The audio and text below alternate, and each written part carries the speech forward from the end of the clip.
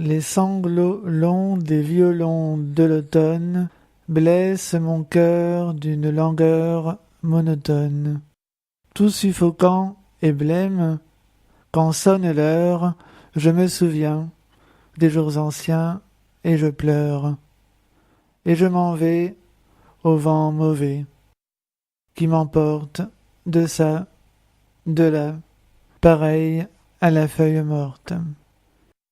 Voilà, vous aurez reconnu Paul Verlaine, un poème qui colle parfaitement au dernier polar de notre invité Philippe Maslow et dont le titre, Les sanglots longs, s'en inspire directement.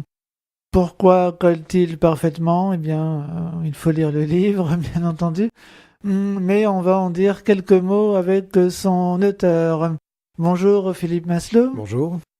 Vous êtes professeur d'anglais dans un lycée tout près d'ici. Tout près. Voilà. Et vous écrivez depuis maintenant une dizaine d'années.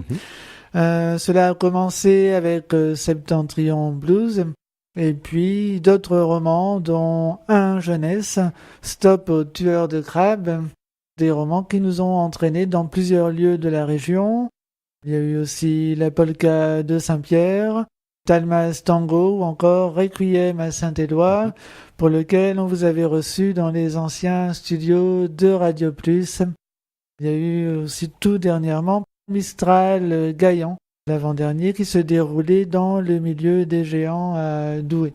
Tout à fait, voilà. Les sanglots longs racontent l'histoire d'un homme qui se réveille au beau milieu d'une clairière, une blessure à la tête, et qui est retrouvé peu de temps après devant le commissariat de Garches en région parisienne. On lui a tiré dessus. Oui. Il a échappé à la mort de justesse. On apprendra plus tard qu'il s'agit d'un policier, du lieutenant Vincent Collin, et qu'il travaille à l'OCRIST, l'Office central pour la répression de l'immigration irrégulière et de l'emploi d'étrangers sans titre. Voilà, c'est un peu compliqué. Voilà. Mais heureusement, il y avait une note de l'auteur à l'intérieur du roman. Je ne la perdais pas de vue parce que sinon, c'était impossible de se souvenir de l'ensemble de la signification de l'acronyme, du sigle. Le mystère de la police commence là. Sur quoi enquêtait Vincent Collin au moment de sa tentative d'assassinat ? Eh bien, Vincent Collin ne se souvient de rien, même pas de sa famille. Il a ce qu'on appelle une amnésie rétrograde. Voilà. Il se souvient uniquement des faits tout récents, en fait. Tout à fait, voilà. Ouais. Et encore, avec beaucoup de mal. Comment vous est venue l'idée de ce roman ? Comment est-il né et pourquoi avoir choisi le Christ plutôt que un autre milieu de la police ? Bon, c'est un secteur que je n'avais pas encore exploré, je crois. Il en reste beaucoup. Et puis, ça me permettait également de faire voyager un petit peu mon personnage. J'avais au départ la tentation de travailler un peu hors région, pour dire d'un peu ouvrir les portes, faire quelque chose d'un peu plus ample. Mais il s'est vite avéré que les retours de Vincent Collin dans la région étaient les moments les plus forts que j'ai ressentis par rapport au personnage. Parce que je crois simplement que... Oui, bon, j'ai travaillé sur une partie de la région parisienne que je connais, mais effectivement, je connais beaucoup mieux le Nord puisque je suis originaire d'ici et j'y vis toujours. Montigny en Ostrovent. Voilà. Et puis, il se trouve que le bandeau du livre le dit, Angoisse sur la Côte d'Opale. Donc, effectivement, le personnage revient fréquemment sur la Côte d'Opale et je suis vraiment amoureux de cet espace entre Calais et Boulogne. Je trouve que c'est quand même un des plus beaux endroits de la planète. Donc c'est facile d'y faire vivre des émotions. Vous emmenez effectivement vos personnages entre la région parisienne et la Côte d'Opale. 800, on dit 800 ou 800 800, oui. Calais, Ambleteuse. Et on sent au fil de vos romans votre attachement à la région. Donc c'est important pour vous, cet ancrage dans la région quand même. Oui, parce que je crois qu'on parle bien des choses qu'on aime. Hein, et puis, bon, par exemple, pour la première fois, je n'ai pas eu besoin d'aller sur place pour retrouver exactement les lieux, puisque je les connais. J'ai passé pas mal de vacances quand j'étais petit avec mes parents sur la plage du Portel, par exemple. Mhm. Et puis, bon, cet espace entre Boulogne et Calais, oui, effectivement, je le visualise très bien. Je connais plutôt bien les petites routes dont il est question. Mhm. Et j'ai pas eu besoin d'aller sur place, d'ailleurs. Mhm. Voilà, j'ai tout... Moi, je me suis souvenu. Oui, contrairement au personnage. Comment vous est venu le titre Les Sanglots Longs, si on peut en dire un mot? Alors, vous savez que j'ai une lubie, hein, bon, j'ai un attachement à la musique. C'est vrai que dans Voilà. les titres, Voilà. Requiem à Saint-Éloi, la polka de Saint-Pierre, il y a toujours une allusion à la musique. Voilà, il y a toujours un rapport à la musique. Et donc là, effectivement, vous l'avez dit, hein, le roman est un peu sombre. Les thèmes abordés sont pas forcément les plus gais. Donc, j'ai ce poème, cette chanson d'automne, hein, puisque ça s'appelle la chanson d'automne. Mhm. Donc, j'ai vraiment... ça collait, et puis peu à peu, ça s'est imposé comme titre. Voilà, et j'ai eu la chance que l'éditeur veuille bien le garder. Voilà. Mhm. Ça colle à la collection, je dirais. Très bien. Ce qui mine votre personnage principal, Vincent Collin, c'est l'absence de souvenirs. À un moment donné, il se dit que sa vie sans souvenir n'a pas de sens. Hein. Qu'est-ce que cela serait quand il aurait retrouvé tous ses souvenirs et s'il découvrait qu'il était un assassin, se dit-il encore. C'est encore plus angoissant finalement de ne pas se souvenir. Oui. Je crois que c'est la première fois que je suis aussi dur avec un de mes personnages. Je crois que alors, je l'aime beaucoup pourtant. C'est un genre, je vois de lui, j'ai une image tout à fait sympathique, un bon gars, mais en fait, j'ai quand même été assez cruel en tant qu'auteur. Il lui arrive quand même pas mal de mésaventures, hein, que je vais pas dévoiler évidemment, sinon Non. on ne le dit pas. Mais On tue le c'est plaisir vrai un qu'il peu. n'est pas gâté, on va Voilà, dire. il n'est pas gâté par les événements, et donc les événements au départ, c'est quand même moi. Donc je suis un peu coupable de ce qui lui arrive, le pauvre. Ouais, c'est vrai que quelquefois, et on se demande s'il vaudrait mieux pas qu'il se souvienne, hein, ou qu'il ne se souvienne pas plutôt. Hein, c'est un peu dur pour lui quand même. Ouais. Et puis son absence de souvenirs l'isole en fait du Oui. reste de ses Voilà. connaissances. Enfin C'était aussi ce qui était intéressant finalement. Bon, on peut voir aussi dans l'isolement de quelqu'un qui cherche comme ça à se recréer une histoire. On pourrait voir un peu le travail de l'auteur qui est tout seul face à son travail avant de le livrer au lecteur. Bon, c'est vrai qu'il y a cette façon de construire les souvenirs pour lui, et évidemment, en même temps, l'auteur les construit. Donc, vous voyez, il y a un travail comme ça, un peu de mise en abîme, du travail d'écrivain par rapport au recouvrement de la mémoire du personnage. Et en même temps, ce qui était intéressant pour moi, c'était d'une part d'écrire un roman policier, donc de construire le récit d'une enquête, et puis en même temps, il y avait deux autres pistes, à savoir que Vincent donc devait retrouver la mémoire, donc travailler, enquêter là-dessus, et enquêter également sur son passé. sur son Parce passé. que le fait de retrouver la mémoire ouvre des portes sur lesquelles il doit également enquêter. Donc il y avait un peu une enquête un peu à 3 étages, un peu genre millefeuille, quoi. Et c'était intéressant de travailler de cette manière-là. C'est très douloureux pour lui de se souvenir justement parce que ça, Ouais. il y a parfois des souvenirs qui lui reviennent quand il est en voiture et Ouais. c'est Ah oui, puis après, bon, il faut, vu l'état dans lequel on le trouve au début, il faut aussi que dans ses souvenirs, il démêle le vrai du faux. Est-ce que... voilà, est-ce qu'on lui a pas caché voilà. la vérité Voilà. à un moment donné Ouais. Et puis, reconstituer un souvenir, ça veut dire aussi peut-être parfois se faire manipuler, avoir la vision de son propre passé par d'autres personnes. Et c'est un peu complexe, et c'est plein de pièges. Oui, à un moment, dans ses relations avec les femmes notamment, il ne sait pas Ouais. quelle est Ouais. quel est ce type de relation? Est-ce que c'est Ouais, une ouais, voisine, une petite amie, voilà, une collègue? Enfin voilà, Ouais, voilà, ouais. je me mets à sa place. Vous croisez quelqu'un, vous ignorez tout de votre passé avec cette personne, de vos relations. Vous pouvez à tout moment croiser quelqu'un qui vous en veut à mort, ou au contraire, quelqu'un qui vous aime ou qui est amoureux de vous. Donc, effectivement, Mm. lui, il avance là en terrain très miné. Hein, et, c'est très compliqué pour lui. Et son métier est en plus un métier qui est pas facile, puisque Oui, puis c'est un voilà. métier aussi qui demande aussi une part de mémoire, Ouais. finalement, hein. Ouais, il travaille sur des dossiers un peu épineux. Mm. Hein, donc, je précise que c'est un bon policier. Hein, c'est pas, il y en a pas de mauvais. Hein, je rassure les auditeurs, mais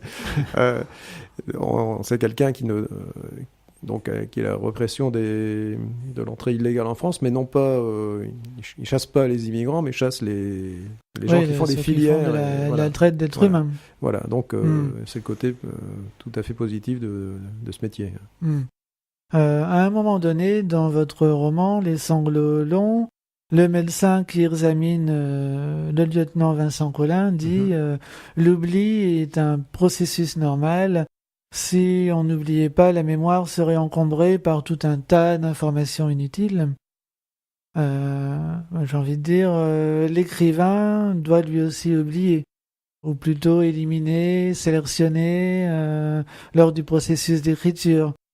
C'est parfois douloureux aussi pour l'auteur, justement, et ce n'est pas comme sur un DVD, on ne peut pas mettre les scènes coupées dans le roman. C'est toujours un peu douloureux, justement, de ce fait de devoir enlever des choses auxquelles on tenait pour l'écriture. Oui. Ah, les choses auxquelles on tient, on va les mettre, hein, mais c'est vrai que quand on travaille, il y a des choses qu'il faut éliminer. Moi, je pense que pour 200 pages de romans édités, enfin là, je sais pas, ici, de 220 pages à peu près. Ouais, à peu près. Bon, je vais pas dire qu'on en met autant à la poubelle, mais il y a quand même une bonne partie des choses qui restent dans une pochette qu'on classe, et puis voilà, ça fait partie du brouillon. Ouais, il faut éliminer beaucoup de choses. Ouais. Si on veut être cohérent, puis il faut être aussi sélectif, puisqu'on va être lu. Donc, c'est la différence, je pense, entre le cahier intime et puis le roman. Il y a le regard du lecteur, exigeant, très exigeant. Les lecteurs de polar sont très exigeants. Alors, votre polar décrit bien les relations entre les différents collègues à l'intérieur d'un commissariat, etc. Et aussi la collaboration qui est parfois difficile avec la gendarmerie, notamment. Cela existe encore, la guerre des polices? Oui, je pense. Il y a toujours des rivalités. Oui, j'ai mes indices, hein, quand même. Je connais j'ai quelques personnes pour me conseiller techniquement et dont je ne dévoilerai pas l'identité. Mais c'est vrai qu'il y a des rivalités entre services. Parce que, je pense que c'est un peu comme dans le journalisme, les gens veulent garder le scoop, hein, vous voyez, donc quelquefois quand on a une info, oui, il y a du travail en commun qui est fait entre les différents services, les différents postes, mais il y a aussi des cachotteries, donc des choses qu'on se garde. Hein, voilà, donc quelquefois les gens mal intentionnés arrivent à profiter un peu de ces cachotteries, cette guéguerre des polices, quoi, comme vous le disiez. Et l'écrit et l'informatique vont aider le lieutenant Collin dans son enquête, hein, mais cela ne le guérit pas pour autant de son angoisse. Comme il ne se souvient de rien, il est obligé d'avoir recours à ses notes et puis à des photos, etc. Mais ce sont plutôt des choses qui sont des déclencheurs. Mais en fait, c'est un peu la même chose quand vous écrivez. On a besoin de documentation. Moi, je me demande parfois, effectivement, si le fait d'écrire un roman, c'est pas quelque chose que vous êtes en train de découvrir, des choses qui sont un petit peu, qui existent quelque part, et on découvre un roman à un moment donné, comme si on découvrait en archéologie une grotte préhistorique. Vous voyez, on découvre quelque chose à un moment donné. Alors, quelquefois, je me dis avec ça force un peu à l'humilité. Je me dis que le En fait, le travail qu'on fait, c'est de découvrir quelque chose qui existe déjà là quelque part, et on creuse et on met à jour des choses qui qui deviennent des pages de romans.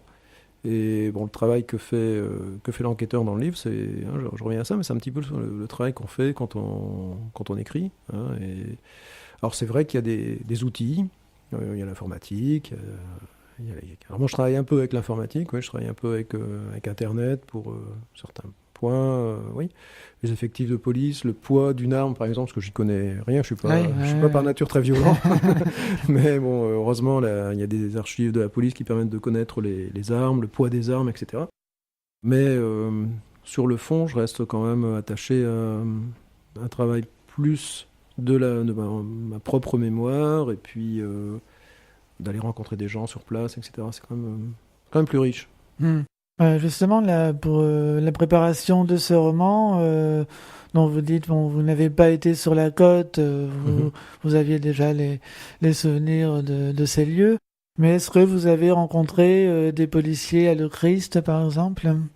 Alors, je n'ai pas rencontré de policiers de Lochrist, mais je connais donc, pour les techniques qui sont évoquées dans le roman, j'ai un copain qui est gendarme, mais qui fait partie d'une brigade un peu spéciale de la gendarmerie, donc il n'est pas en uniforme, et il m'informe bien des techniques, des méthodes d'intervention, etc. Donc les choses sont quand même dans le vrai, quoi. Je veux dire, ce sont des choses avérées, des éléments d'enquête et qui sont effectivement celles qui sont pratiquées par les autorités, on va dire.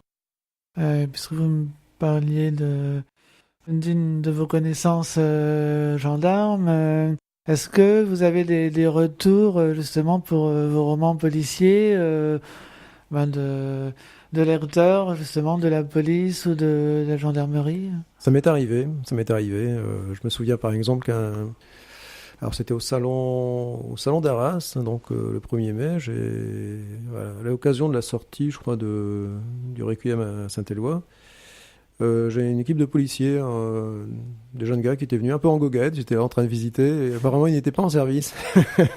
Et il y en a un d'entre eux qui est venu me voir et qui avait lu le bouquin, qui avait lu un livre précédent, et qui est venu me rectifier le nom d'une arme que j'utilisais, en me disant que c'était une arme qui était maintenant un peu désuète et que l'Europe avait fourni... On ne travaille plus avec ça. On travaille plus avec ça, changer de logiciel, vous voyez. Voilà, c'était... On ne travaille plus avec tel type d'arme, et il m'avait conseillé de travailler avec une autre documentation. C'était sympathique, et effectivement, c'était... À partir de là que je me suis quand même entouré de gens tout à fait au fait, parce qu'ils travaillent dedans. Ouais. Voilà, le genre de retour qu'on peut avoir.